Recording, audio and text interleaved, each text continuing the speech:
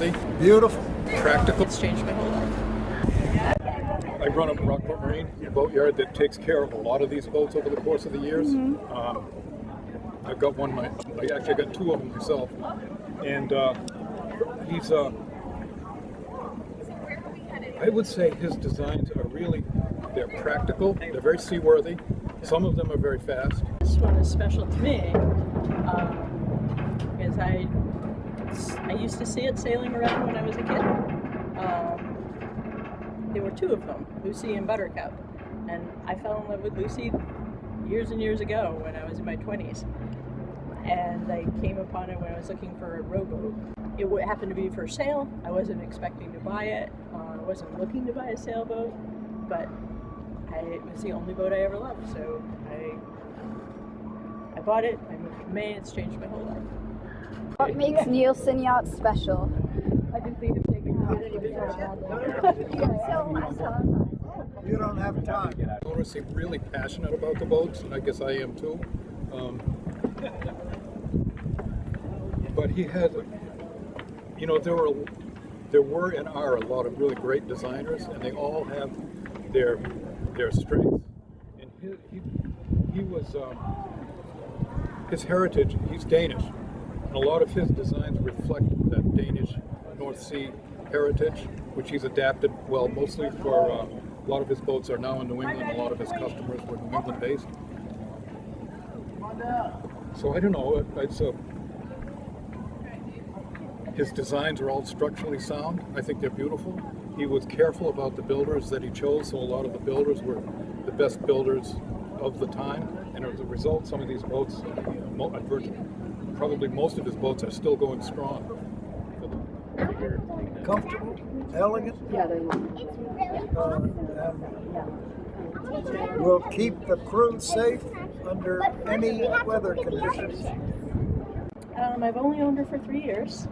The man who's walking down the dock was the man I bought it from, and he took me on, was my mentor, still is my mentor, let me use his mooring for a year, and his dinghy and spot at the dinghy dock. And so I had never sailed a full-keeled boat before. It was just a centerboard and sandbar. I grew up in Rhode Island. So Maine is all new sailing to me. It's rare to find a boat in which you can go to windward in 50 knots of breeze and not take the rig out. But you can, and we do.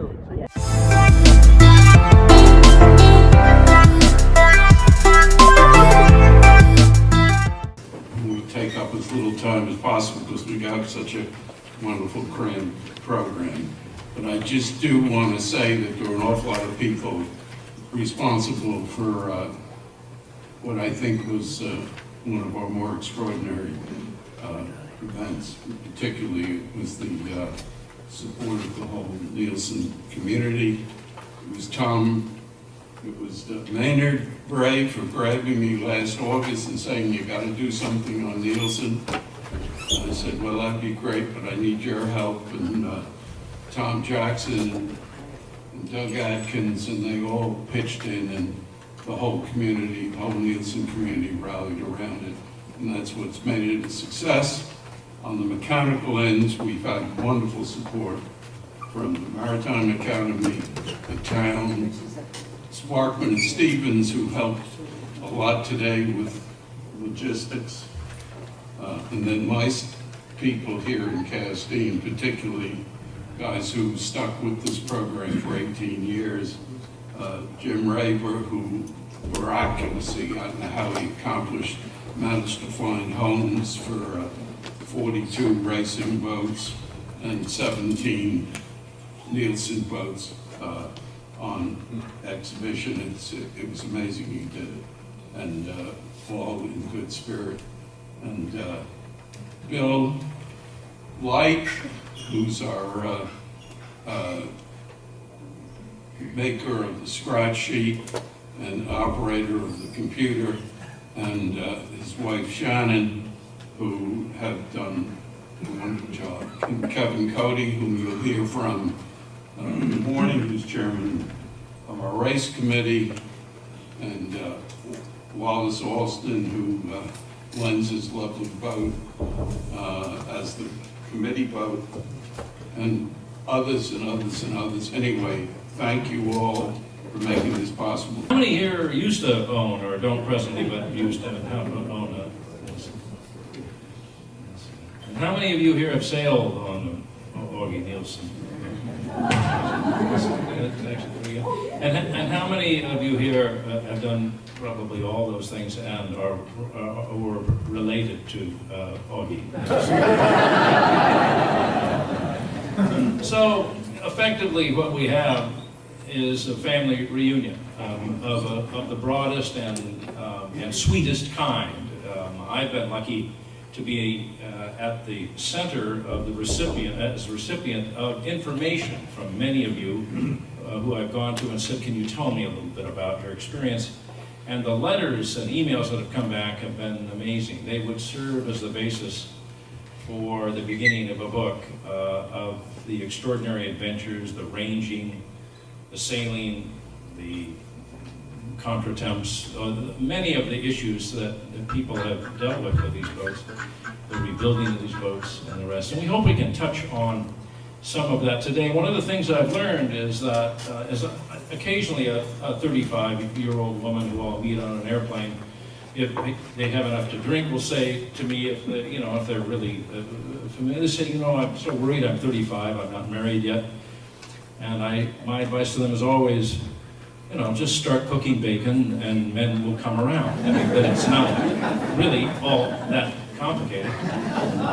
In my view, in the creation of one of these symposia is you simply mention Aage Nielsen and you have this kind of a gathering. The people on the docks today are wonderful. I urge you, please, if you have a name tag, maybe we have little ones to make up, please introduce yourself to one another. This is a reunion, and that's really the purpose of this. Couple things. I'm going to introduce Tom in a minute, and then I'm going to sort of try to direct traffic amongst this group and others in the crowd. We have so many people will forget somebody. So, and if you go too long, as I am doing now, you'll see me put this hat on. This hat is my sailing hat, my hockey hat.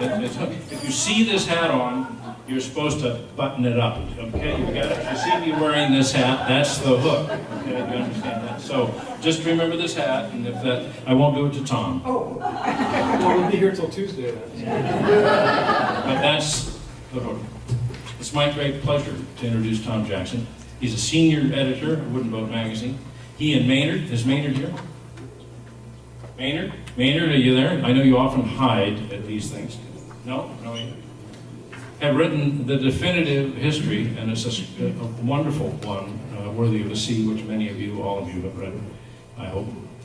And he's going to take us through his experience in writing that book and the things he's learned after that will inform us. He's a great scholar. I've sailed with him. He's a great sailor. He's a wooden boat builder, editor, writer, and he's a lovely guy. The work that he's done in putting this together is extraordinary, and I'm happy to share part of this stage with him. And with that, Tom, please head us off. Thank you very much. I'm happy to do it.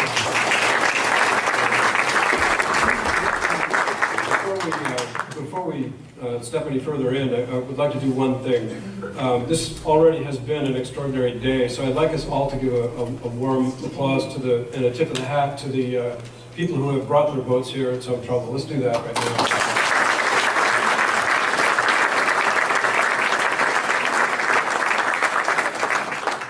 We also have many of the Nielsen family here. Linda Nielsen and her family are on the sort of this side of the front row, and Jean Barry is over there with her son Dana. So let's welcome them too to this.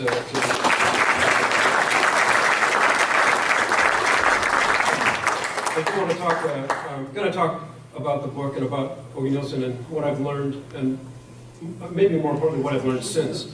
Hold on to your hat because we're going to go through this very quickly. There will be a test and all that later, but right now we're just going to go through very quickly. Maine asked me to get involved in this book because I think he understood that I was the only person dumb enough to take on the vastly lucrative maritime nonfiction story. And so I did, and it was a couple of years in the making, but it has been great fun. And I thought that when the book was done, it was done. The book's not done. Events like this, contacts that I get from outside world, the outside world tell me that this is an ongoing story. Every time a boat comes up for sale, I try to list it in the Facebook page that I started for the Yacht Designs of Aage Nielsen some time ago, trying to get the word out that these boats are out there. So let's get into it. Aage Nielsen. First of all,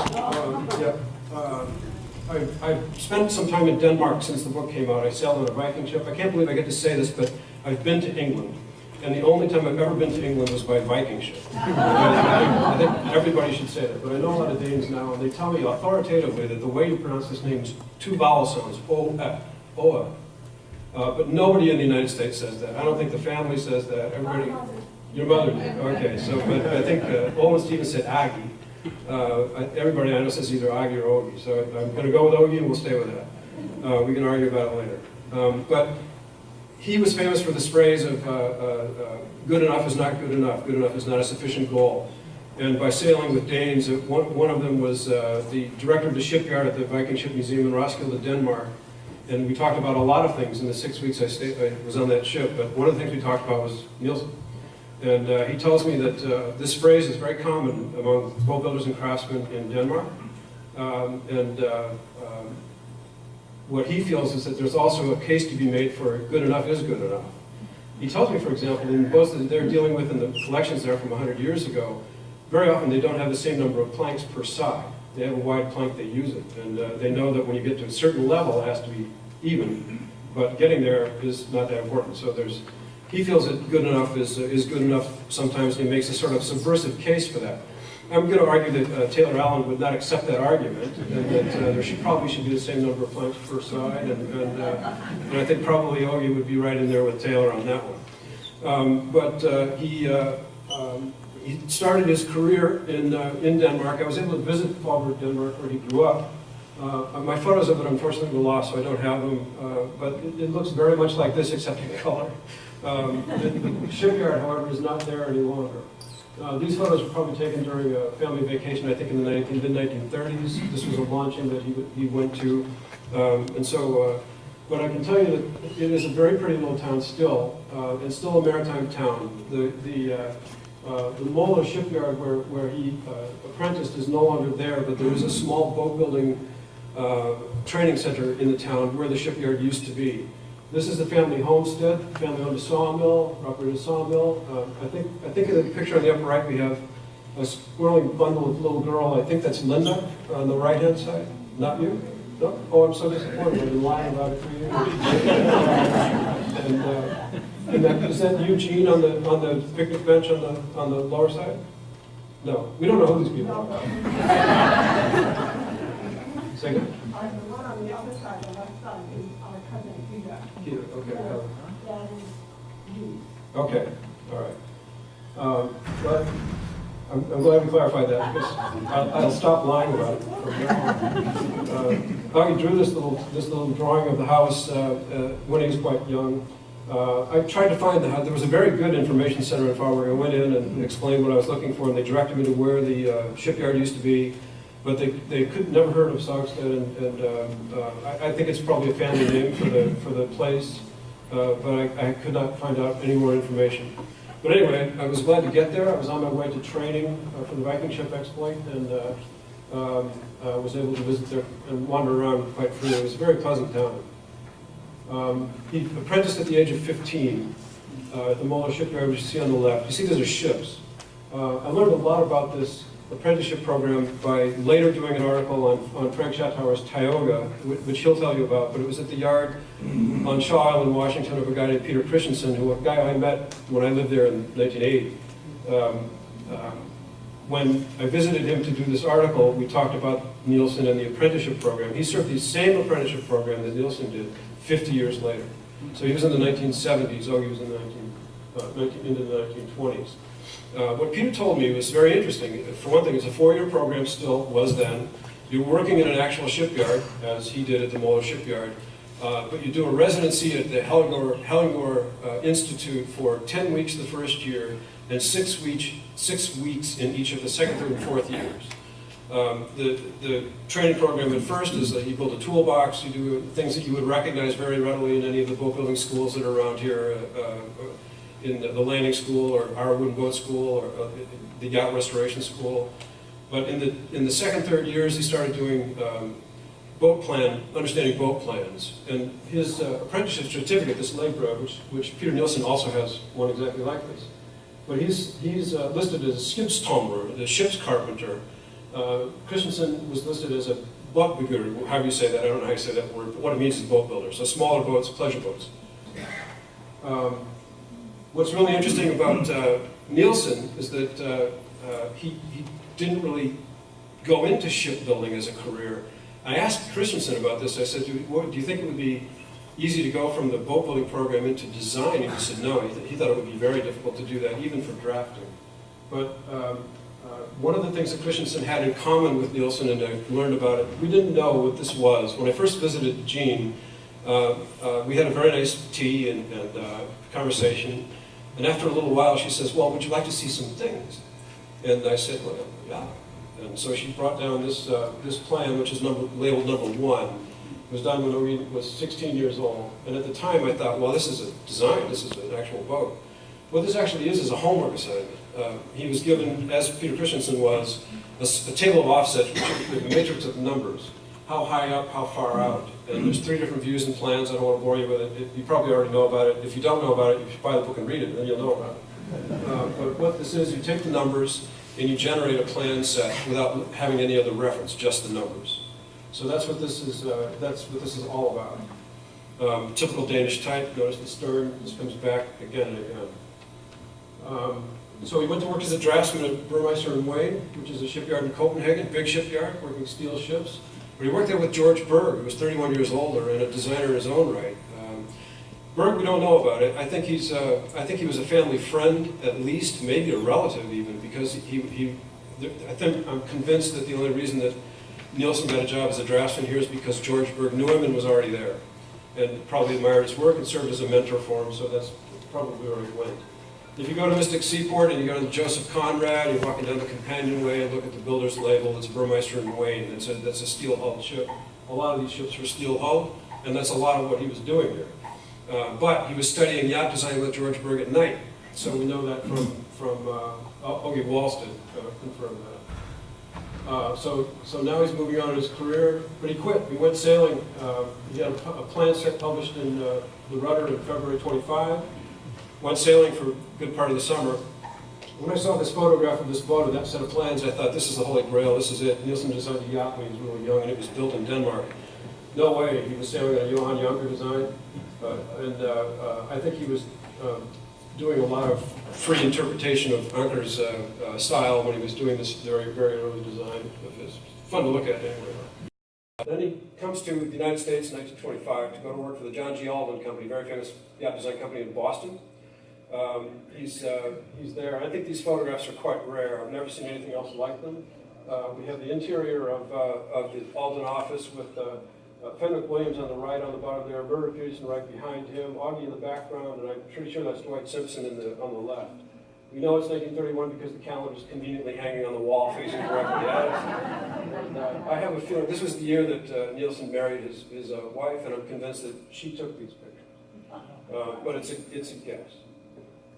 He came to America for her. I'm convinced of that too. It's a bit of guess, but she was sponsored as to study nursing in Pittsburgh, Pennsylvania. She came over, I think 8 or 9 months earlier than he did, and he was pretty enamored, I think would be the infatuated or whatever. But one of the things that was in the Nielsen papers at home was a daybook, a black notebook that Åge wrote in Danish on his transatlantic trip. And Jean showed this to me, and she let me touch it for a little while.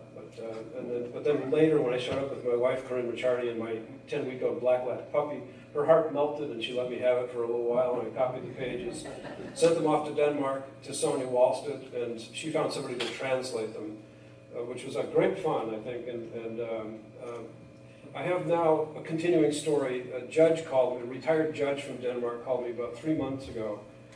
He read in the book that there was a lot of correspondence in Danish between George Berg and Aage Nielsen, and he said, I'm available to translate any of it that you want translated. I don't think the man really knows what he's asking, but I have to talk with Gene and Linda about that, and I think we have a potential translator for those documents, which would be great fun and maybe an interesting way to write about Berg. So I'm going to rip through here some more. At Alden, he mastered these schooner types. Malabar 10 was the 10th of the designs that were done for Alden himself.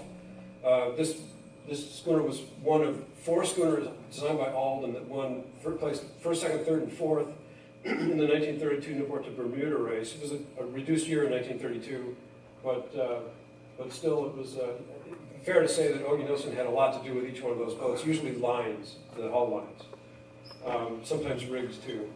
I see Maynard Bray just walked in. Can't hide Maynard, you're over there, I see you. And so we have Maynard to back me up here. So having mastered the Alden style, the Depression hits, it decimates the design office, people are moving on.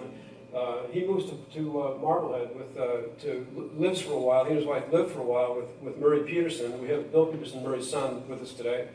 They were very close friends and lived upstairs for a time, and then went to Denmark for a few months, and then he wrote a letter saying this, if he's coming back, he's going to be with Peterson and Fenwick Williams.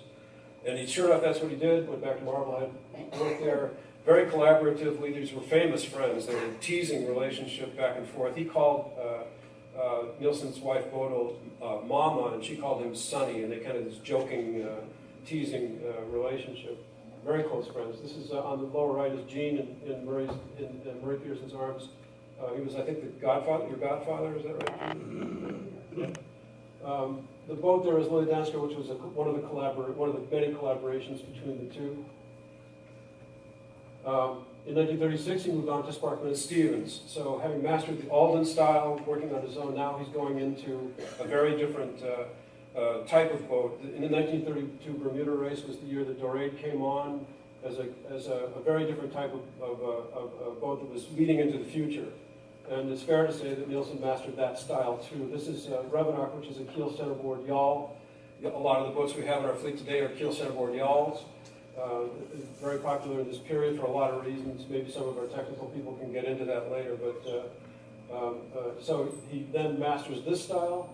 Then he goes out on his own and in Boston, continued to work with Sparkman and Stevens as sort of a freelancer, and also with Alden for a while. I meant to say also that the Alden company, let's talk about plans for a second. Aage Nielsen was famous for not wanting boats to be built to his plans anymore. We're going to come back to that in a minute, but George Berg went a step further. He burned his plans near the end of his career, so that really shut it down. The Alden plans are a different story. During the creation of the book, we dealt a lot with Niels Hellberg, who was the sort of the last designer of the Alden Yard, Alden Design Studio. He was getting close to the end of his career, and essentially the Alden company name kind of ceased to be, and essentially it was Niels Hellberg himself.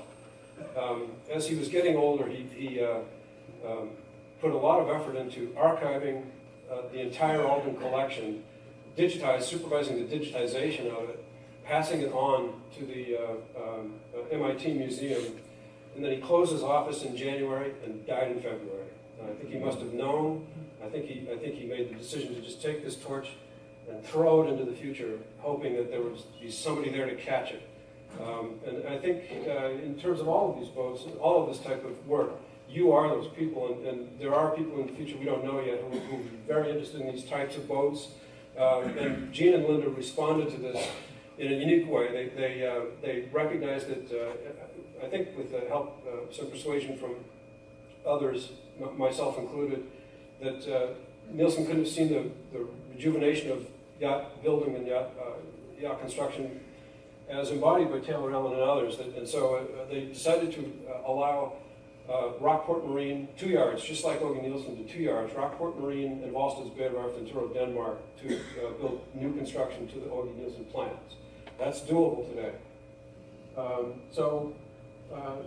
Volstead's was one of his favorite yards, and in his independent years, he settled on these yards. He built 21 boats had 21 boats built at Volstead's.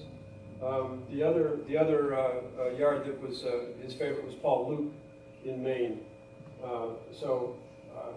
21 boats there. Luke is still there, still going, but they shifted to aluminum a long time ago. Volstead's is still there, still going, and they've had a lot of changes. Aage Volstead died.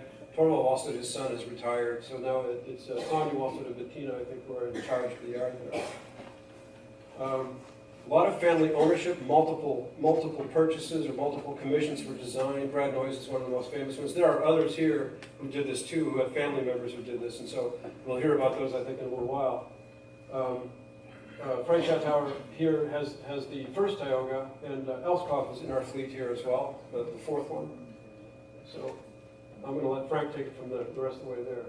Independent designer and independent cuts. I think everybody's got an Aage Nielsen story. I know that we're going to hear one, I think, from Mrs. Gaynor, who's down here in front in a little while. But he's famously stubborn, blunt.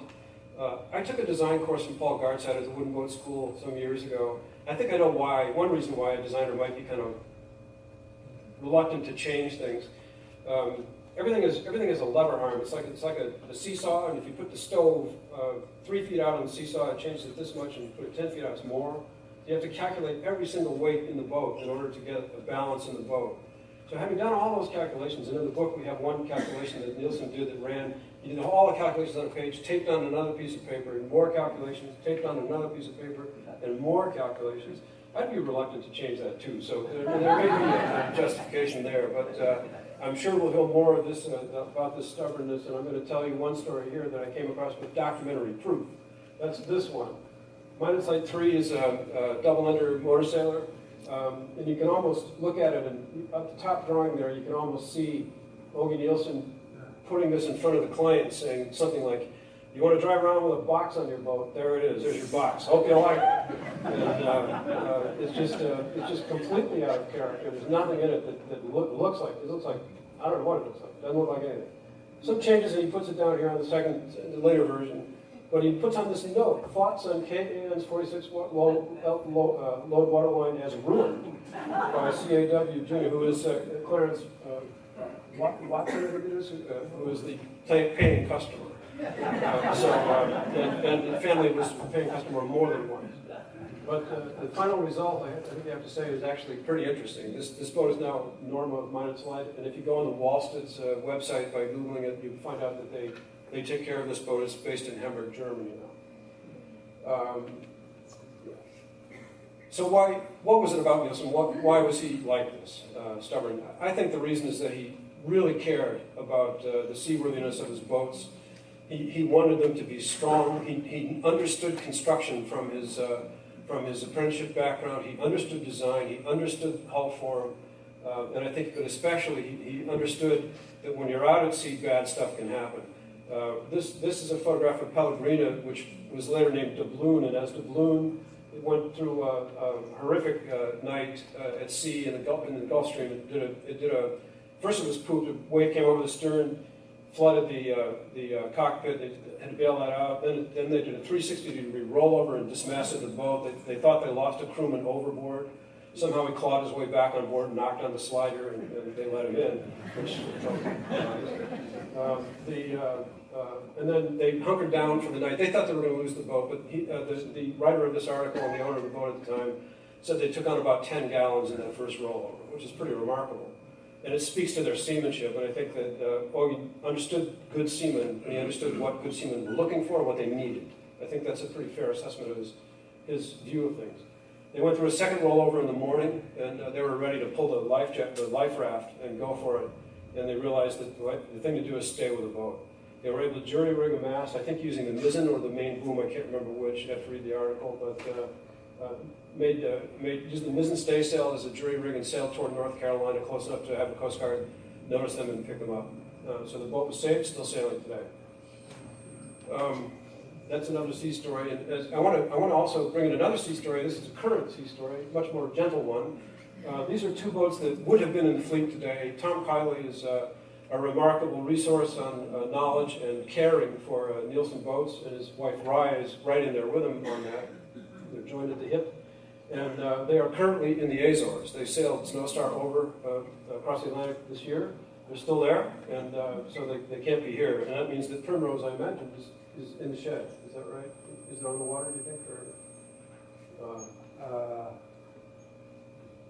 I don't know. I don't think I've seen it. okay. Anyway, not here. So there we have it. But I wanted to put in some couple of things from them because they're here in spirit, and they've been in communication with all of us and letting us know that they would have been here.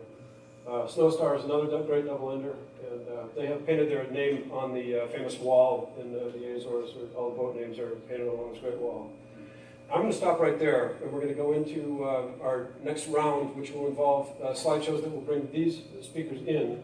And we're going to start with Taylor Allen. So we have Northern Crown, and with my brother Ben, we also have Fern.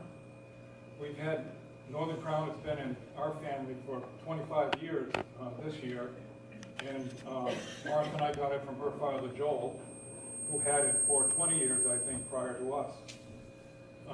I'll speak a little bit about the construction of the boat because that's one of the pieces that I really like about this kind of work to begin with. But the boat was built at Wallsted's in Denmark, and I believe Northern Crown was the first American client that Wallsted's actually built the boat for.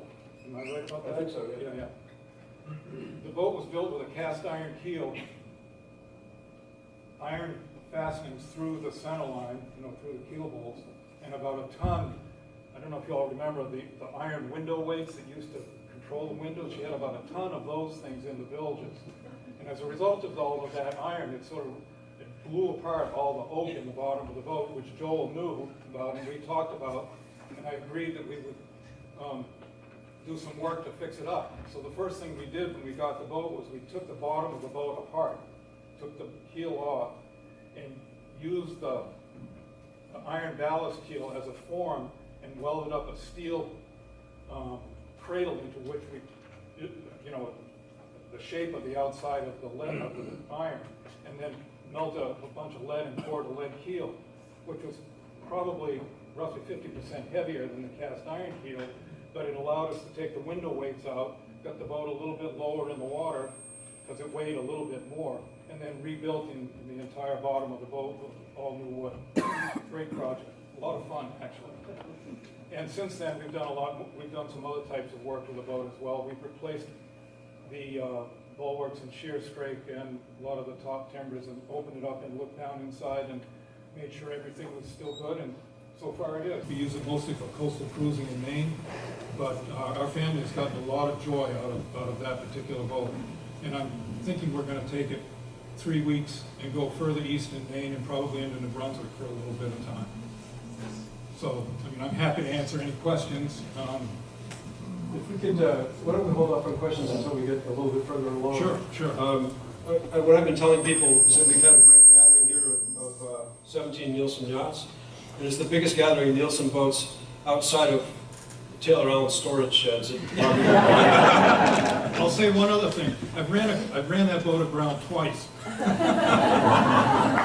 The first time was off of Swan's Island when we were coming out in the morning, and I happened to be on the bow of the boat, and one of our younger sons was driving, and I thought we were pretty close to a rock, but I was on the phone with Bill Langan, who designed a big sailboat that we were about to build.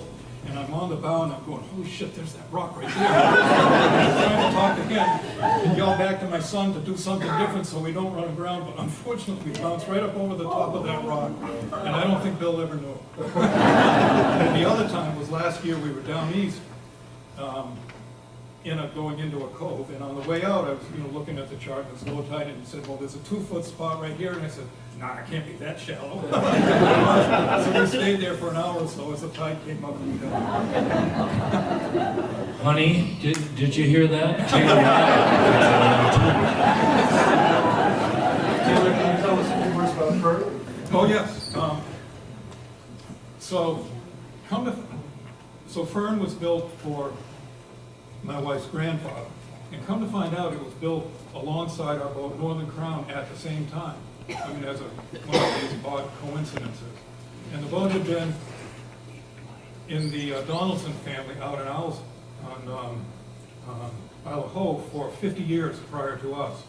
And then somehow we learned that the boat was for sale, and it struck my brother and I as a good idea to pick it up, fix it up, and really keep it for our kids. There's a lot more range to the boat than I would ever imagine with electric motor. It's quiet, and it's fun. Okay, hold on to your hats. We're going to Tasmania. So this is Aage and Danska. Yeah. And she's named after the medieval Danish boat. Yeah, thanks. So she was, I can't see where we are. So she was built in Wallsteads in 1964 for the Wilson family, of which Richard is the son, and the fourth owner, and very, very fortunate. And the next one is her launching in 1964, and apparently it was one of Auge's favorite designs, which, yeah, she's my favorite design. And Richard had said, when he was over there, I leave that to you, at your back. I think on the small one there, lower left. My younger sister. Yeah, it was summer of '64. After Mike. After the boat was launched. After the boat was launched, and we cruised around the Baltic for about 6 weeks or 7 weeks. And Aage was there for the launching. I don't know which one he is there in the picture, but he was there and was on the boat for the first week or so, just to make sure everything was right, as well as one of the Allstead yard workers was with us too.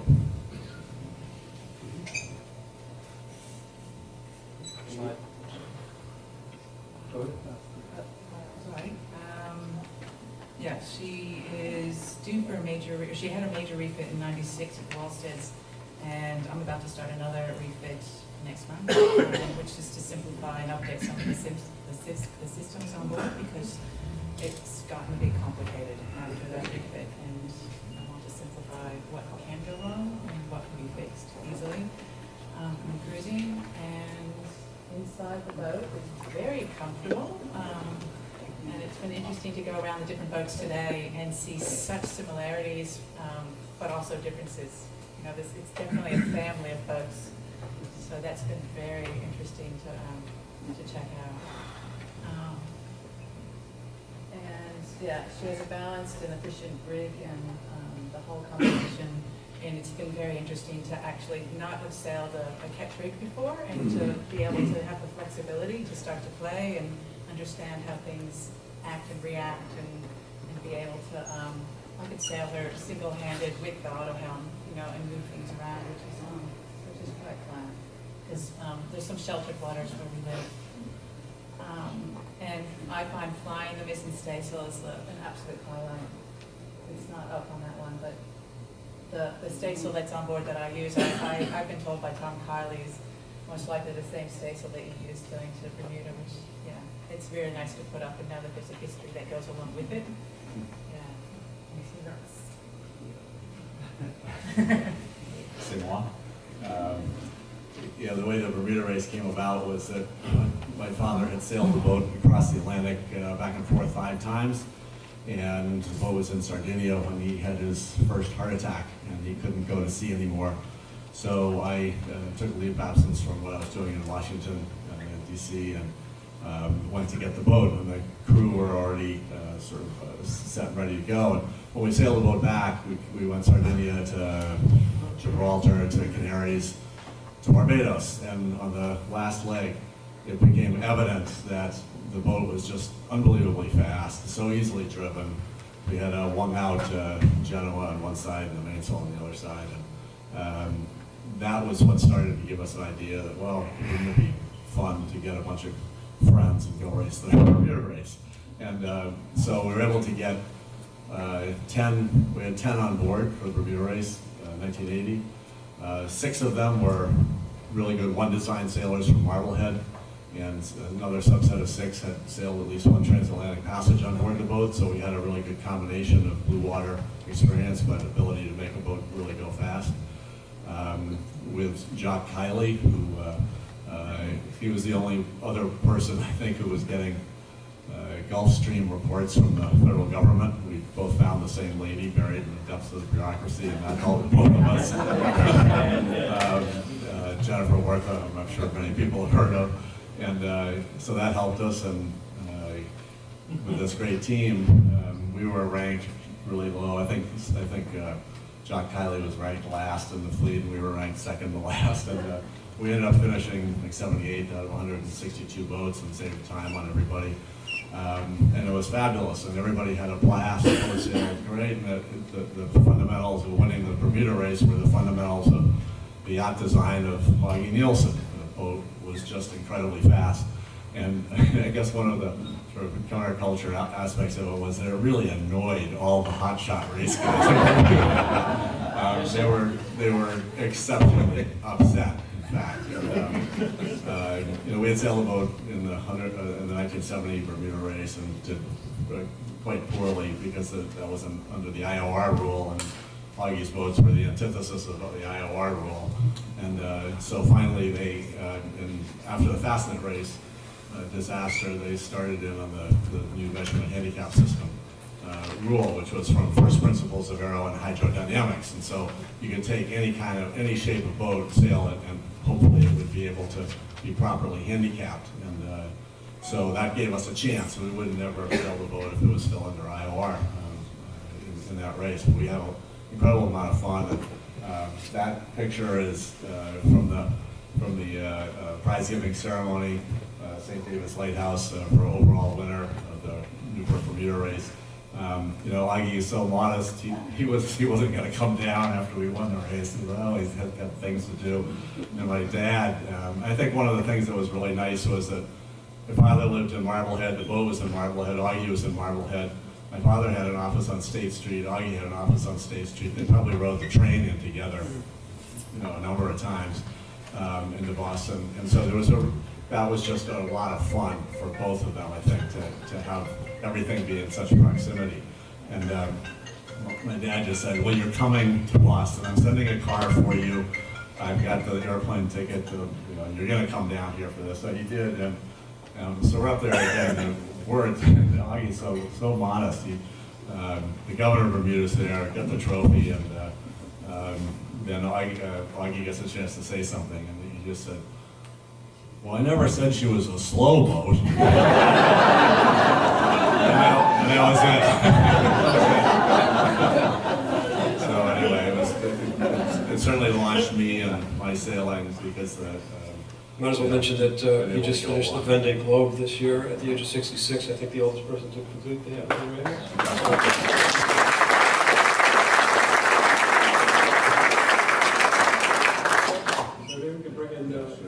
Enjoy to talk more about Australia. I mean, you can move along here. So yeah, so we're going to move this quickly. Hold on your hats. I've just put on some photos so people can see what Tasmania is like, because most people might not have been there, let alone know what it looks like. So I'm located on the small island, Tasmania. On the very bottom, there's another island that's called Bruny Island, and there's a lovely channel of water called the Doncaster Channel, which is about 60 nautical miles of nooks and crannies to go sailing. We are in the roaring 40s, so it can be quite exciting sometimes, but great fun, absolutely great fun. And we have an Australian Wooden Boat Festival, which is just ginormous in my view. I think it's the second largest boat festival in the world now.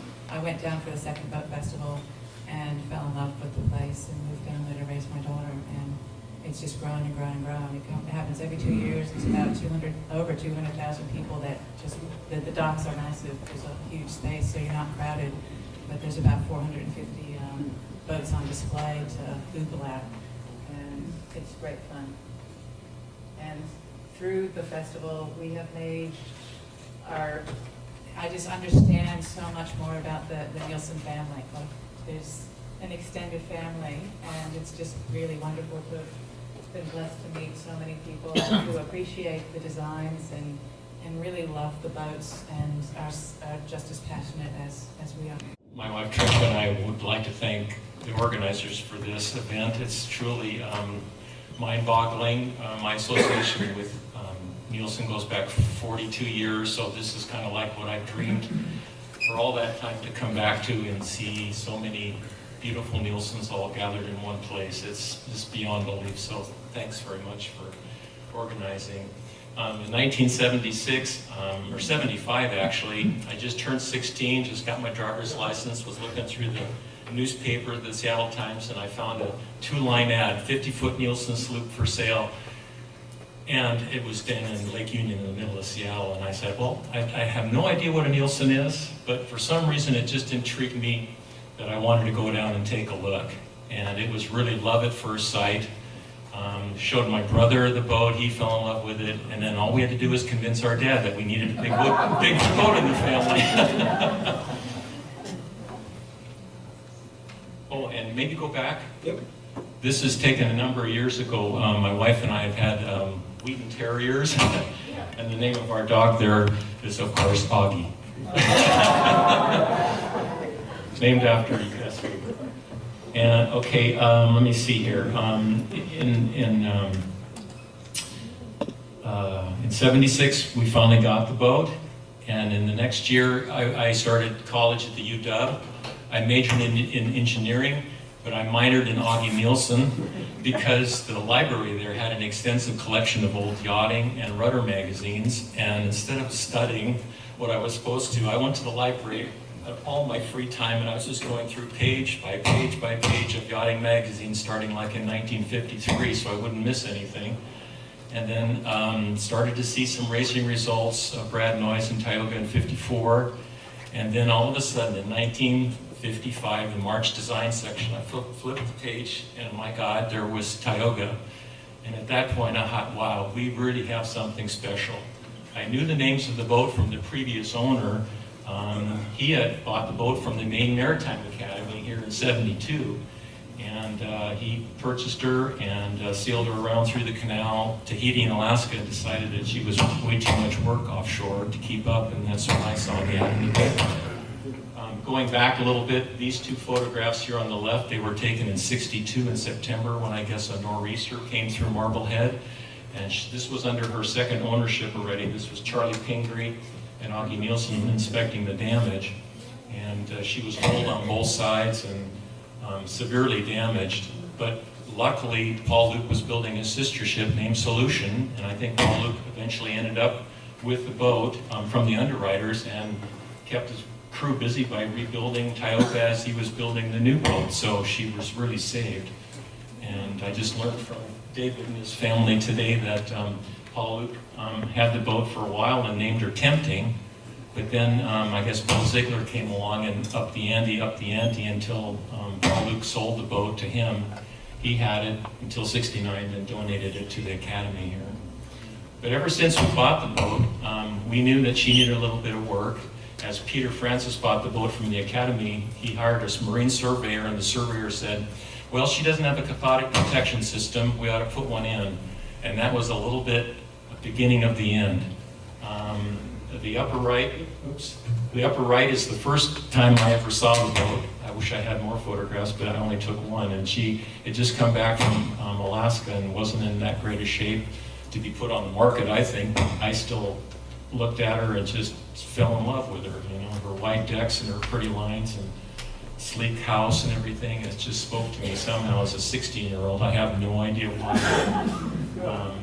And so after getting the boat surveyed, we know that she had some issues, but they were relatively small at that point. Way too much zinc, this cathodic protection system that was installed, way too much zinc was installed. There was big plates on the keel, big plates up and down the pindles and gudgeons on the rudder and on the prop. It's just way too much zinc. So what happened was, wherever the zinc was attached to any of the metal in the boat, and there was so much metal into the boat being a centerboarder, that the wood got delignified. There was so much current produced by the zinc that it protected all the metal, but it sacrificed the wood. And I'm not a chemist, but I understand it's close to like the paper pulp mill process, the delignification of the wood. And it got so bad that when the boat was hauled and you stood away from it, you could see where the four straps were on either side through the double planking. That's how bad it had gotten. And some friends of ours said, you can't really use this boat anymore safely, you know. So then a little bit of a search transpired to find who was going to do the work.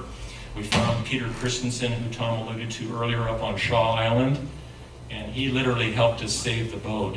His knowledge, in my opinion, West Coast, Pacific Northwest, is he's better than anybody. His labor rate was so reasonable that we were able to do it, and because he's a one-man operation, it took 3 years almost each time. We've done it two big extensive rebuilds, but it let us keep up kind of with the payments to pay him. But his knowledge of putting the boat back together was just extraordinary. And because he was a Dane, he was so interested in the design. It was just really made to be, you know. And I went up on weekends every other week and acted as laborer, bungs in or whatever. But the first round was in the mid-90s. We redid most of the bottom, including a lot of the frames and probably most of the planking, double planking. We got the Atlantic white cedar from here, had it shipped, and you can see all of Peter's beautiful work. We reused rivets through the frames, copper rivets, and then all the bronze screws from the inner planking to the outer planking. And I was the dumb one holding the rivet bucker on the outside when Peter was banging on the rivets, and of course I had headphones on so I wouldn't lose my hearing, but I had nothing else to do, so I would just sit there and I would count how many times he would tap the rivet, and on average it was like 130 times. He really took his time to mushroom them carefully not to collapse the nail within the frame. And so then the bottom and some deck work, bulwarks got redone, and well, you can see here, the picture to the right, the white wood, that's what the delignified wood looked like. I mean, it was just rotten to put beyond belief and no strength left anymore. The floors underneath the mast deck were equivalent to that. It was really something. But Peter's work was extraordinary. All the scarves that he did are hook scarves, and he used locust, which is a very harder than oak and more durable as far as rot resistance. So we felt we were so lucky to have the boat up at Peter's. After the next, in 10 years, then there was, we were on vacation in the islands once, and we had a big rainstorm, and we were laying in our berth, my wife and I, and of course there's a drip right here on Trish's forehead. So that spurred a deck rebuild and a house rebuild, and we thought we were just chasing some leaks, but pretty soon, pretty much the whole house, other than the top, came apart, and redid that, and then the cockpit got redone, and on and on. You know, there's so many other little projects that got done at the same time.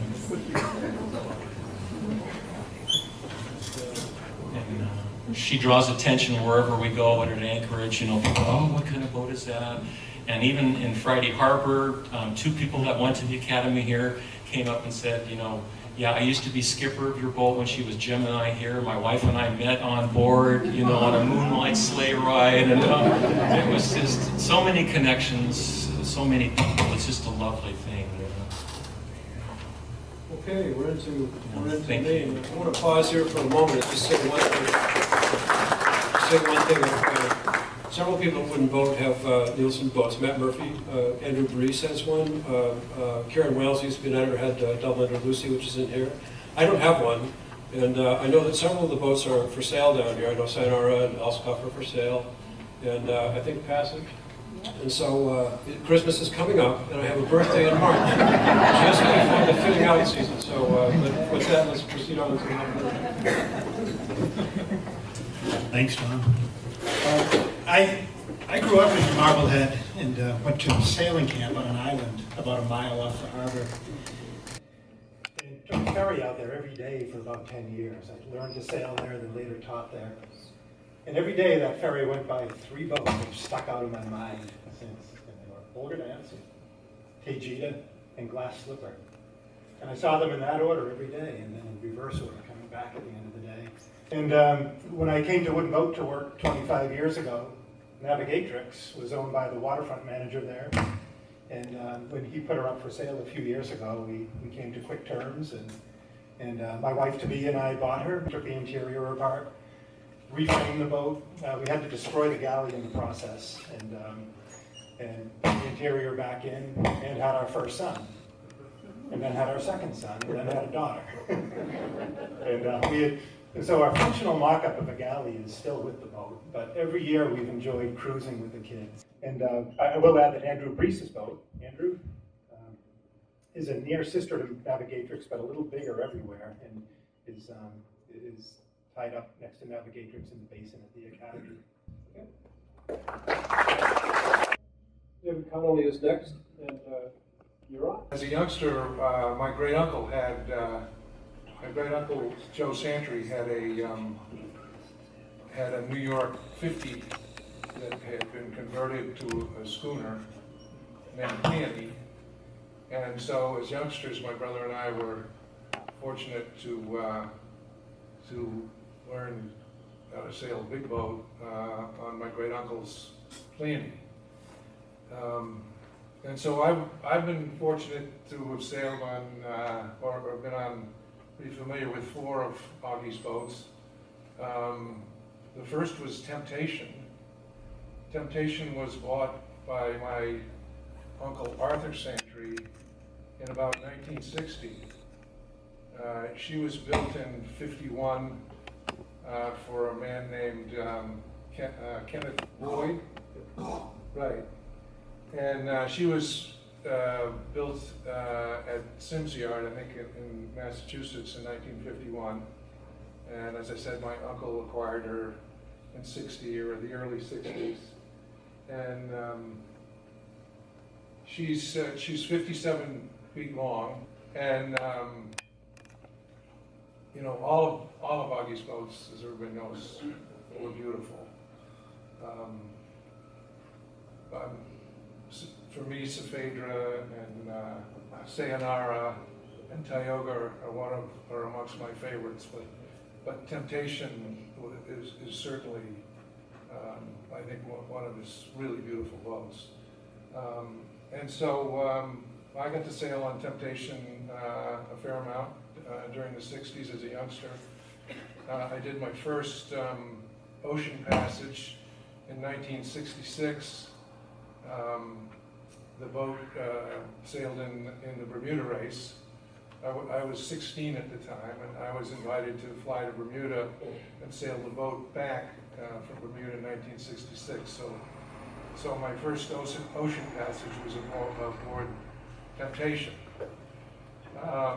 Then in 1970, my uncle sold Temptation, and he designed and built Peony, which was the 59-foot boat that was built at Aage in Germany, and is now named Hound and owned by Frank Eberhardt. I'm just going to speak about her later, so I'm not going to say too much about Peony other than the fact that she was a wonderful boat. My uncle raced her hard. Bermuda races, Hagertown regattas, New York cruises, Eastern cruises, Mohegan Island race. He always loved Mohegan Island race. I don't think he missed a Mohegan Island race for probably the 15 years that he owned her. And the third boat was Solano, and Solano was a 32-foot lobster boat. And Solano was originally designed by Aage for his son-in-law, Bobby Brown, who was a lobsterman in Marblehead. In 1975, my dad decided it would be a good project for my brother and myself and Dad to build a lobster boat as a pleasure boat. So Solano was a sister ship to Sea Fever, which was Bobby Brown's boat, and she was built at Hodgson Brothers in East Booth Bay. And initially she was owned by my dad, my brother, and myself, although I'm quite certain that neither my brother nor I had to write a check. And it was a great project and a great boat. My dad, as I was said to Linda earlier, I think my dad used to fabricate reasons to go to drive up to East Booth Bay with Aage, just because he delighted in spending the day with Aage. And my brother, Steve, Tejita, our sailboat, which was Mother and Dad's boat, is now owned by my brother Steve, myself, and my sister Suzanne Levere. But Dad loved Aage, and he really enjoyed the time he spent with him. And Aage was quite a character.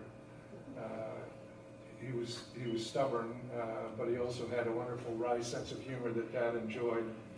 And my brother did a number of trips up there as well, and they would go up and spend the day with Aage, and go over the boat with Sonny Hodgson, and then they would go over and have lunch with Paul Luke and Aage, and that always involved, I think, a fair amount of sparring back and forth between Aage and Paul about discussing about various ways to do things in the boat building world. And one of the stories I was saying to Linda that my sister remembers was on the way up, Aage always had a long cap with a fisherman's bill on it, and if the sun was at the wrong angle and coming in the side window, he would turn his cap to the side, so the bill was over here to keep the sun out of his eyes. And then my sister remembers one trip up. They were going up the Maine Turnpike, and there were a few cars passing them, and Aage turned to my dad and said, "Steve, it looks like they got the big jibs up today." So that was the Solano project, and that was we owned Solano, I think, for probably 20 or 25 years. It was a great family boat, great for kids, big back porch. We used her as a picnic boat and a beach boat and whatnot, and she was. And this picture here is Aage on the left, and then my brother Steve, my dad, myself, and Sonny Hodgson on the right. And so then lastly, Tejita, shortly after this, in 1977, partly due to my dad's friendship with Aage, at the time Tejita was owned by Paul Luke. He had built her for a man named W.W. Brewster, George Brewster. George decided he wanted a bigger boat, so Paul Luke built him a bigger Nielsen boat, and Aage took what was then Kairos. Not Aage. Paul Luke took Kairos back in trade, and so he named her Tempting, and as he had named Tioga Tempting when he got a hold of her. And he had her so Paul had her as his personal boat for a while. And Aage, being good friends with Paul, became aware that she was, that Paul was going to sell her, and so he approached my dad and said, "Would you be interested?" And so Mother and Dad bought Tejita in 1977, and they sailed her. She was raced. Mother and Dad used the boat all the time. Again, New York Yacht Club cruises, Eastern Yacht Club cruises, annual regattas. So I guess the one last thing I should say about Tejita was her crowning moment, or was her claim to fame, was in 1991 when we won the Halifax race on her, and it was sort of similar conditions to Olga Dansker winning the Bermuda race, in that it was, heavy breeze, following seas are probably blowing 20, and so that was Tejita's moment, so to speak. And now Frank Everhart, it's over to you to talk a bit about Hound. We got two Hound through Sparkman and Stevens. I had owned a 45-foot wooden sloop, which we called Bride of Gastonia. She was built as easterly and she's now easterly again. I was in my early 30s and a hard charger. We took it 3 times to the Arctic. Once far up the coast of Labrador, once to Iceland, and once up the west coast of Greenland, past Disco Island into the North Water. The third one of those passages, my wife Delphine went with me, 4 months pregnant with our first son. Probably why he's a little nuts.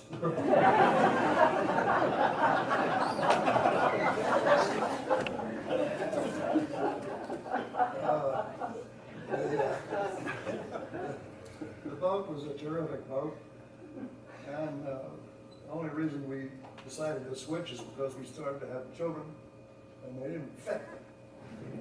And I called Bruce Brackenhoff. He knew exactly what I wanted. He said, well, it's hard, but I'll call you when I got something. And a year later, he called me and said, I got your boat.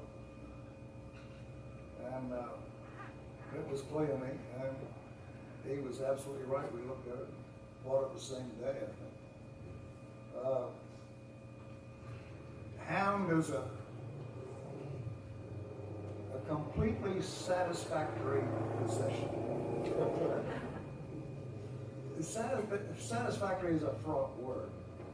I think what it means is you wouldn't change anything. We sailed it hard for 32 years. And the changes we've made have consisted of a bow roller to the anchor, because my captain said he was going to quit. He had to pull the damn thing out of the sail locker one more time. A roller furling jib, and a water maker.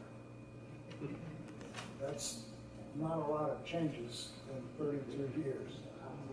The boat is exactly perfect the way we took possession of it. My wife and I have put 250,000 miles on it, and we still wouldn't change it.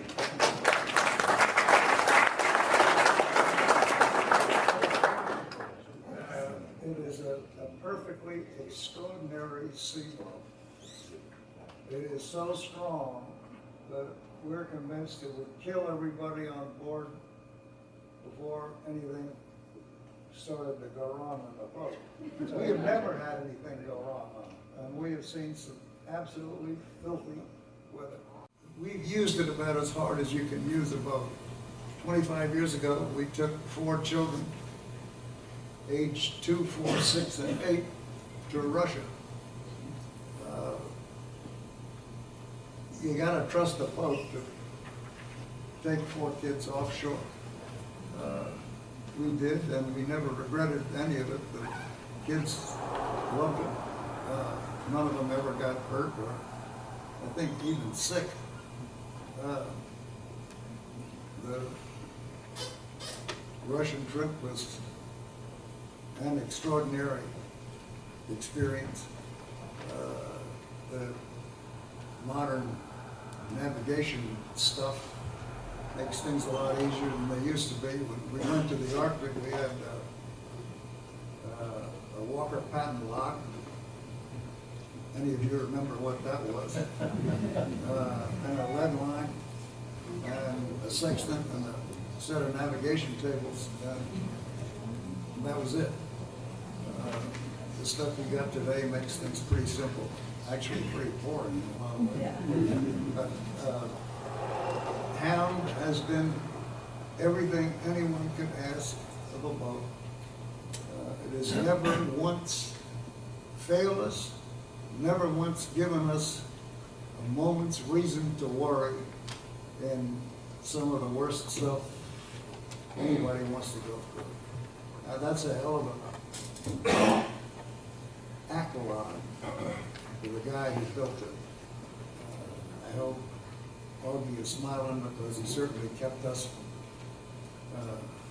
out of trouble and happy and dry and warm.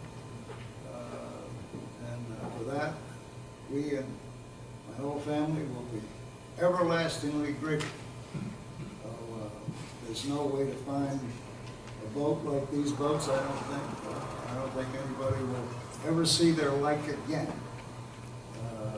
And that's a shame, but we are all blessed by having gotten probably the best of it. Thank you. We're over to Bill Peterson now. And what I have for photographs here are family photographs, so I'm going to leave it entirely to Bill as to what to say, but I didn't know what to do, so I just put these up for fun.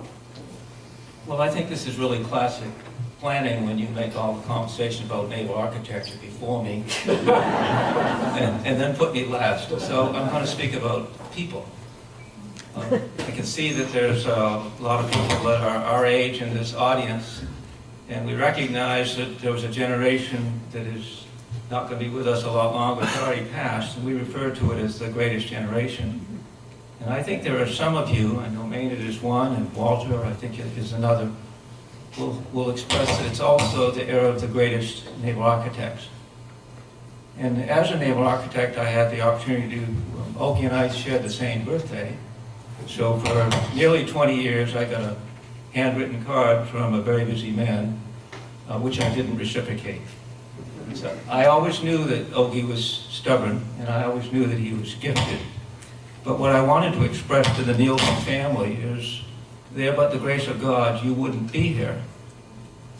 My father was very fond of your mother.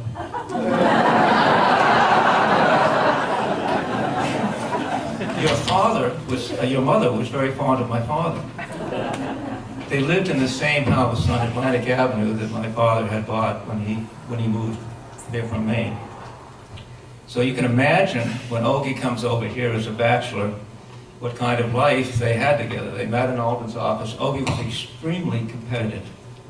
And if you were to look at the textbook way a naval architect can become great, you should study what Tom and Maynard have written about Age's career. And in this era of what I call computer creativity, and there are wonderful naval architects today, and some amazing things being done, it's not the same thing. Aage could create a set of lines from a muddy, beat-up piece of cardboard, smudged with thick pencils, burned with pipe tobacco, cover that with a piece of linen and a spring-bow pen, and make the most beautiful drawings you have ever seen. So I had the pleasure of microfilming every one of those in Stoughton, Massachusetts. And several of the designs that I've done in my career, I've wondered, what would he do today? How would he have changed? Because he evolved probably better than any naval architect that I had studied. So Aage and my father lived together, and they went out to meet some young women, because Bodil wasn't in the picture yet. My father had an Indian motorcycle. I don't think you've heard this story. Aage rode on the back, and they went past a women's college. My father was showing off to these women, and he sped up the motorcycle on one wheel, drove down with all the women looking at him, and realized that Aage was flat on his back on the pavement. Shortly after that, I believe Aage proposed to Bodil. They sailed many years together, and my father was, his father spoke fluent Danish. My father spoke poor Danish. And when Aage came to America, his English wasn't as good as it became. So there was a bond that happened there. But in their sailing one day, Aage filled his pipe with tobacco and then loaded the kerosene lamps. He didn't realize he filled his pipe with lamp oil.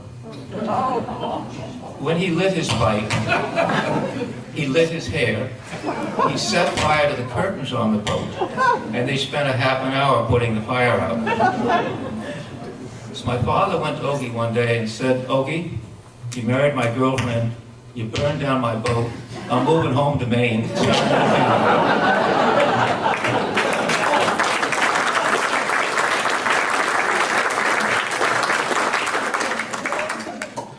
When Aage would do those drawings, he had what was called Copenhagen curves.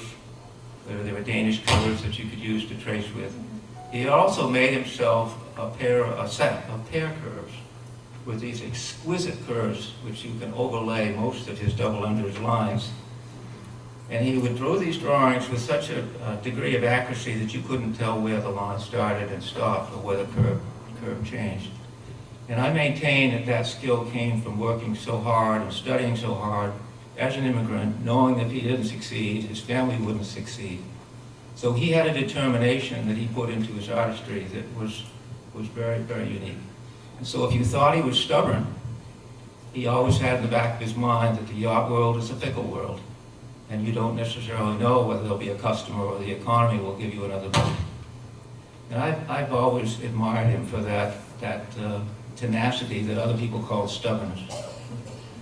The final point I wanted to make was I was in the hospital in Salem visiting Fenwick Williams, and the nurse kept coming in and going over and over with Fenwick. And Fenwick turned to her and said, "Why are you so nice to me? You're so nice to me." She says, "Because you're not so nasty as the man next door." I walked out of the room and walked into the room next door, and there was Aage. Didn't bat an eyelash, and he looked at me and he said, "Bill, the plant on the windowsill needs watering."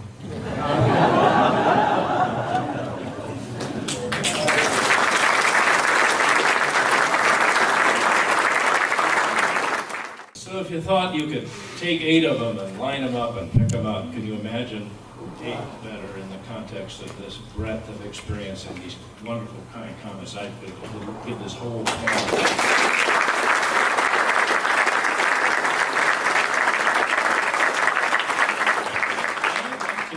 I'd like to ask 2 people to stand. Linda, I would like you to stand, if you would, please. And Jean, if you would stand, just so that people know Jean Berry and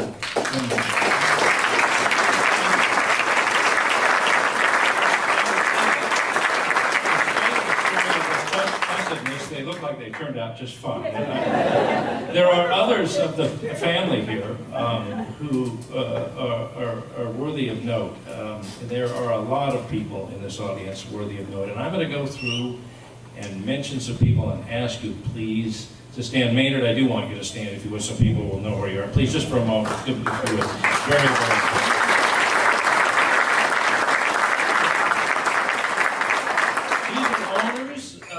Who are here and have been kind enough to bring their boats. And so if you would stand when I ask you to, then people will know who you are and they can come and introduce themselves. This process today, this afternoon, and tonight at the Yacht Club is one of reunion.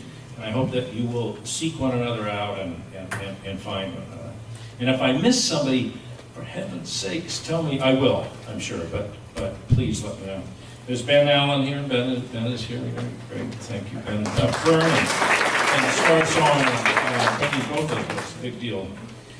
Joyce Jones is here. Joyce, where are you? Here's Joyce up here.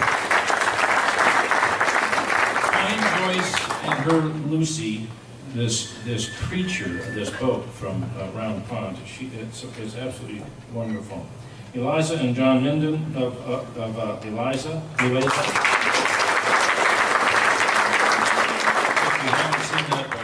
She is truly stunning. I'm going to come back to Elizabeth and Emily in just a moment, if you wouldn't mind, because I'd like to maybe say a couple of things as Thomas said. So Phaedra is here, and Jamie, the skipper, did she come? Is she here, Jamie? So people know where she is.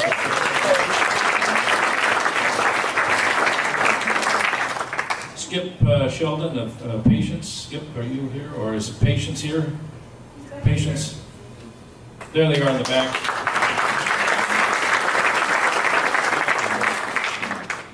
Andrew Brees, we heard from, if you'll stand, Andrew, so we know another how important boat is to this thing. Sayonara's been brought. Barbara Sweet is not here. Matt Phelan is here, and if he'd stand, I'd be really grateful. Matt bought. She's a great boat, got her name on it. The boat is spectacular, and he is starting out, and what a great way to start out for you, Matt. Susan Forrester, Passage. Is Susan here? Yes.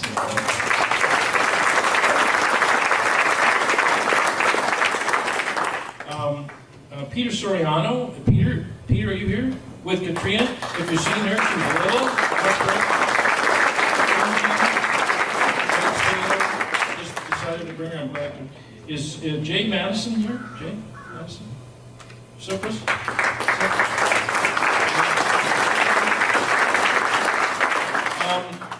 Peter Castle is here, talking about the long history of Peter's. Peter here? I hope he's there. There he is. Great.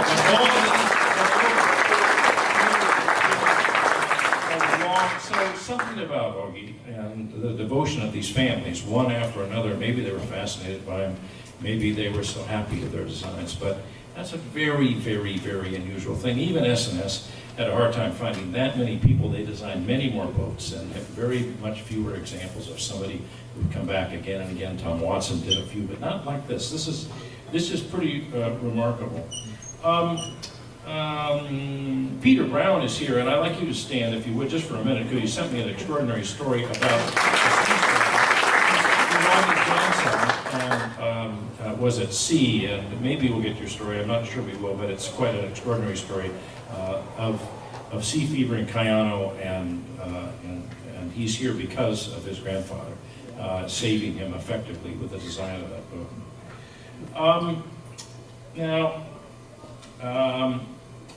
Finley Perry is here. Finn Perry is here with Elskov. Is Finn here? Is Finn? Yeah, there he is. His name isn't on our program, and for that I'm sorry, and there may be some other names. But I did a little research because I was sort of fascinated, and looked at his polar bear pictures, and there was some extraordinary polar bear because he's been at these high latitudes, and I tried to figure out what Elskov means. And I mean, and these are cold places, and I looked it up on Wikipedia, and it showed nothing but pictures of nude people. And I thought, how could this be? Nude people in these high latitudes of where, Elskov is gone.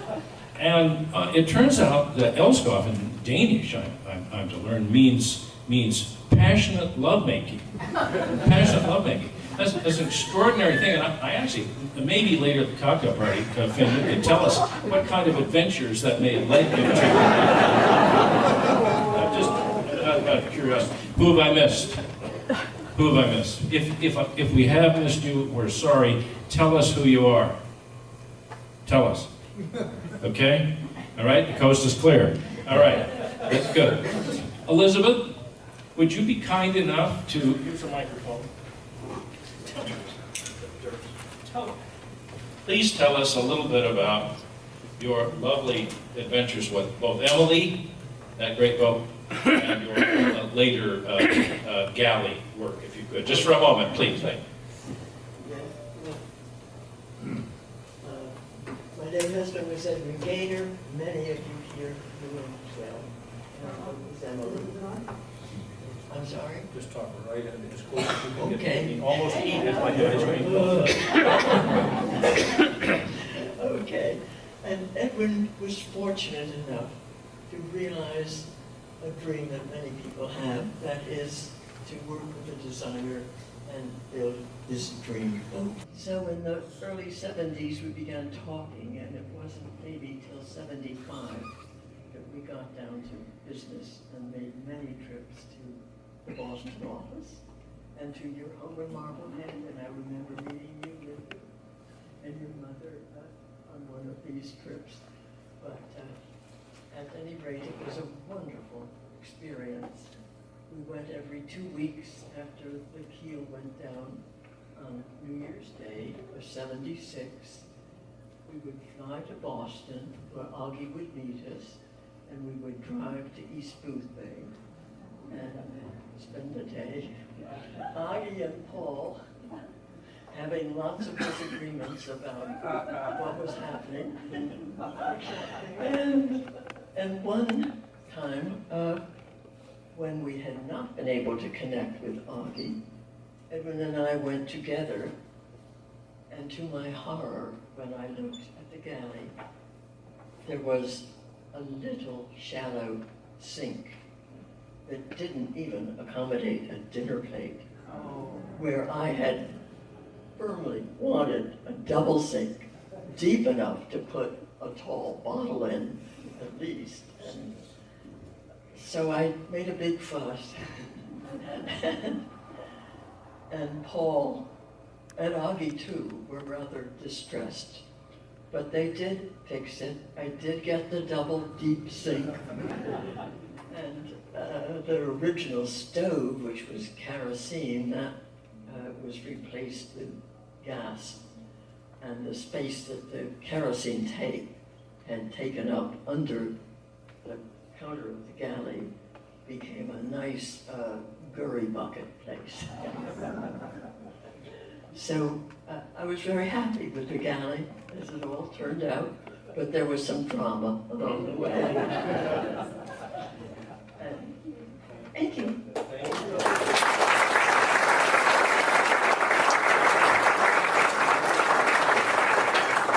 That's pretty good. Susan Foster has asked, she has to go and she was asked to make a... Oh, Susan, you going to say something for us? Thank you. Okay. Thank you. My name's Susan Forster, and I'm only the third caretaker of Passage. I consider it that way because when we all have our wonderful wooden boats, that's what we have a responsibility to do, and is to take care of them. And we have been fortunate as the third owner, and we've owned her for 23 years, that we have Taylor and his team who essentially has maintained Passage for her whole life. She was launched in '66, so she's 51 years old today, and she looks and runs and sails like a new boat, and Taylor will agree to that. Thank you, Taylor, and your team.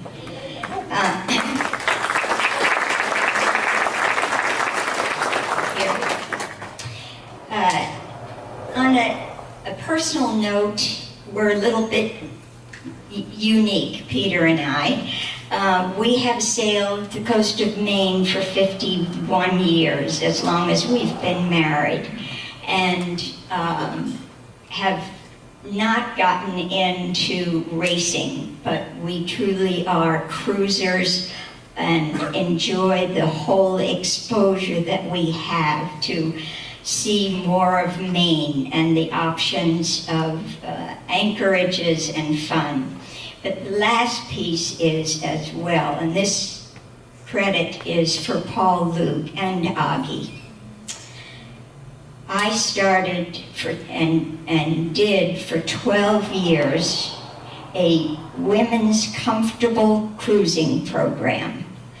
My observation was women never took their boats out without their men. And then you'd hear stories about frustrations. But so we created, a friend and I, this sailing program for 12 years. We taught women how to sail their boats in every manner. And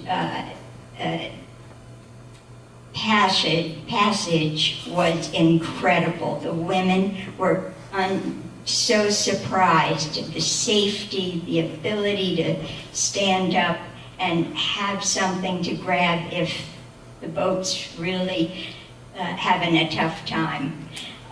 So I credit Aage Nielsen and all of you, but it was different. But I had a wonderful 23 years sailing her all around and teaching women how to sail. There were over 60 women who participated, and they learned everything, including shortening sail before you need to. How about that, guys? And that's why I called it Comfortable Cruising. Thank you all. This has been a wonderful program.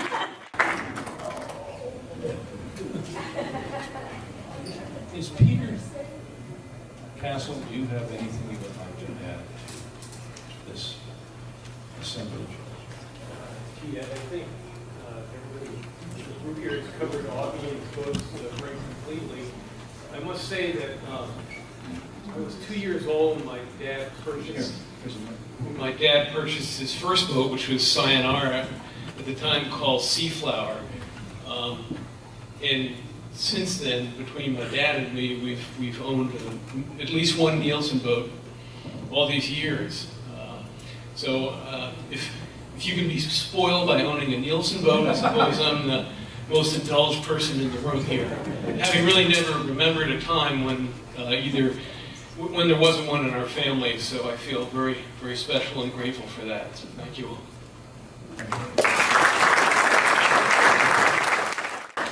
Peter Brown, will you tell us your story? It's important. Yeah, Just a short version of that story is a good story. Yeah. Well, I got a few notes here. So, well, good afternoon. I've been introduced already, but my name is Peter Brown. Aage Nielsen is obviously my grandfather, and Linda's son. I also have a story about some of my grandfather's, one of my grandfather's designs. In the late 60s, my father and my mother asked my grandfather to design them a 50-foot offshore lobster boat. My dad was a pioneer in what is now the offshore lobster industry. He was finding he needed a bigger boat to go out over 130 miles offshore. So the Sea Fever was designed and built by Sonny Hodgson in East Blue Bay. She was a beautiful boat, heavy built with oak frames and mahogany plank. She was a great sea boat, although a bit rolly with her rounded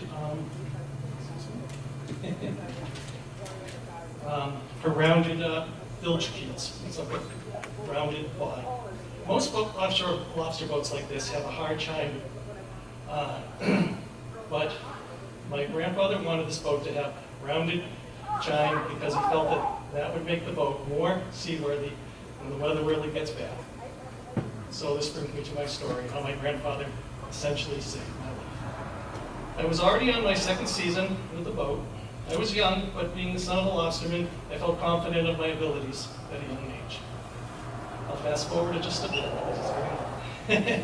We left on a trip Friday before Thanksgiving on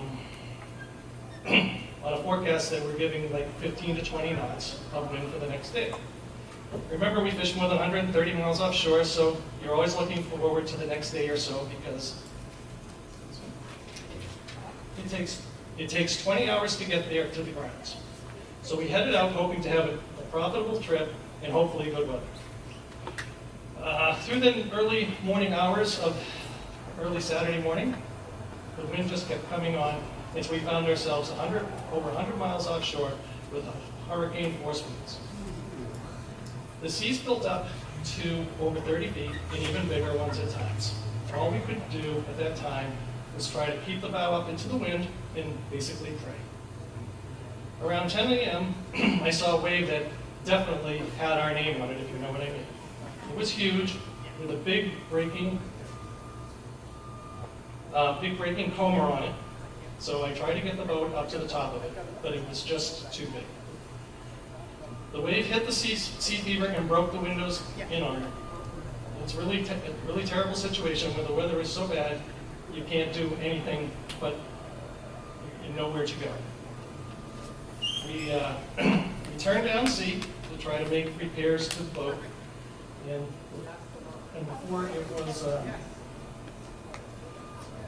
before I was just about to head out to the foredeck to make the repairs, we took another huge sea from the stern, and that broached us and slammed the Sea Fever down hard on our starboard side.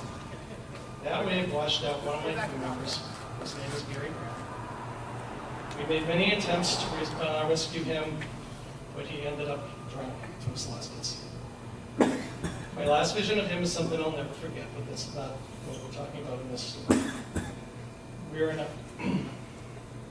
a hell of a bad situation, and we were in a small wooden boat.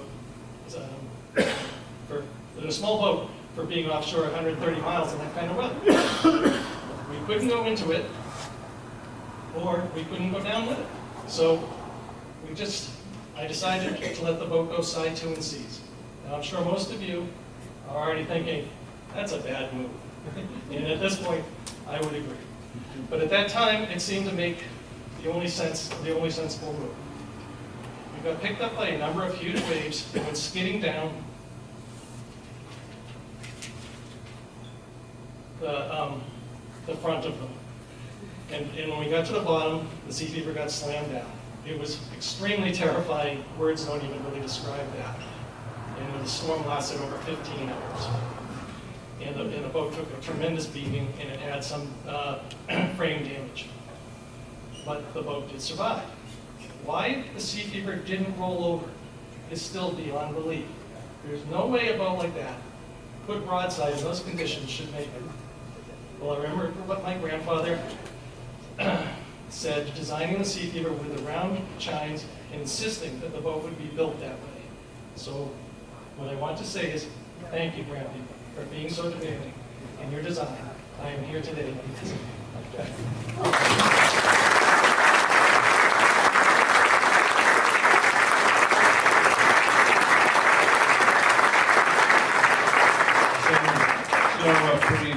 Peter, thank you very much. A pretty another dramatic example. Frank has said it. Peter said it. We have just a few minutes left. I'd actually like to ask Tom a question and to take it in a slightly different direction and ask people to talk about issues with centerboards. When you think about Aage Nielsen and his designs and where he was in the context of the designing of centerboard boats, he's sort of way ahead. Revenant is out of S&S, but people aren't designing shoal draft centerboard boats until after the war, really. There's a little before the war, but not too much. People are putting boards in boats. Ed Lu 2 had a board in her. Harry Morgan could probably tell us of boards that went in boats prior to the World War, but he's about to leave or maybe soon. But Harry Morgan from S&S is here, and I'm happy. He's my sailing pal. Correct us if we're wrong, Harry, on the centerboard question. But Aage apparently is very early in this process. Tom, is that right? And what impact did he have on the design of those shoal centerboard boats, which are so popular under his drawing? Even any involvement with Finisterre, that famous. I think that started for a lot of reasons, but in the S&S period. Maynard should probably chip in on this a little bit too, but my understanding is that Bradley Noyes, for example, was a sailor in the Massachusetts area. There's some shoal water there, and a lot of people like to go down to the islands for cruising, racing cruising. So the centerboard, first of all, made great sense from a shoal draft point of view. These centerboard trunks are like metal cases that are built into the framework of the boat, and so the centerboard trunk usually does not impede up into the cabin space. And so it's almost like it's a pretty deep keel, and then the centerboard goes down below that for greater leeward, resistance to leeward drift, and you can raise it. In fact, some of the boats you may have seen winches with cables on them up in the cabin top that's bringing the centerboard up by cable. So it's the idea of both leeward resistance and shoal draft. Boats are pretty wide. I don't think that Aage Nielsen certainly invented this, but I think he helped to take it in a direction. And what I like to remember about Nielsen is, first of all, he brought the Danish style to the United States, and in the Danish traditional boats, those lovely sterns have the outside rudder, and usually there's a tiller. What he and others, and I think George Bergesman, this too, started to do is to create a stern that the rudder's not on the outside, it's in the inside or forward of the stern, and is steered then by either a tiller through the deck or a wheel with a quadrant and chords. And so I think that's his refinement of the Danish type. You go further forward and you look at what he did with the Alden style boats. I think he basically got the concept, understood it, and pushed it further. And I think that then in the S&S period, he got the concept and pushed it as far as he could, and then that became, I think he was as much interpreting that style as developing it. I think it was a style that was popular at the time. Taylor actually might have something to say about that too. What we noticed has happened is that most of them, part of the board is in the lead ballast keel, and the other half, the after half, is in the wooden deadwood. and the wooden deadwood is flanged with usually bronze sheathing on the lower edges. And what happens over time, well, the tolerances are really quite fine, you know, properly so. Over time, the wood expands a little bit, and some of these centerboards are starting to stick in various ways. And I think there's some people in the audience here who will understand that. And so that's an issue with some of these boats today. And I'm not sure I know what the ultimate solution would be, but sometimes they can be tough. And any problems with the pins? Well, like anything on Once in a while you got to change. You do have to service them and inspect them, but very, very rarely is it a problem. I'm only going to have a couple of more things to say. I just am so impressed that all of you have worked so hard to come here for this gathering. I'm incredibly impressed with the devotion of people to these designs, to this wonderful designer, and also to these great builders and the care that they have given to their boats. As I walked the docks today, I was reminded of Ted Turner, who said, "Boats are like women, you want to sail them all." So with that, I'm going to finish my conversation.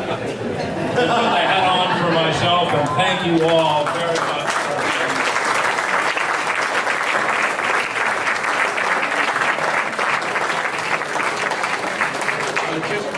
I just want to say that so much thanks to these panelists and to Tom and Doug for putting it all together. See you down at the Yacht Club. Thank you.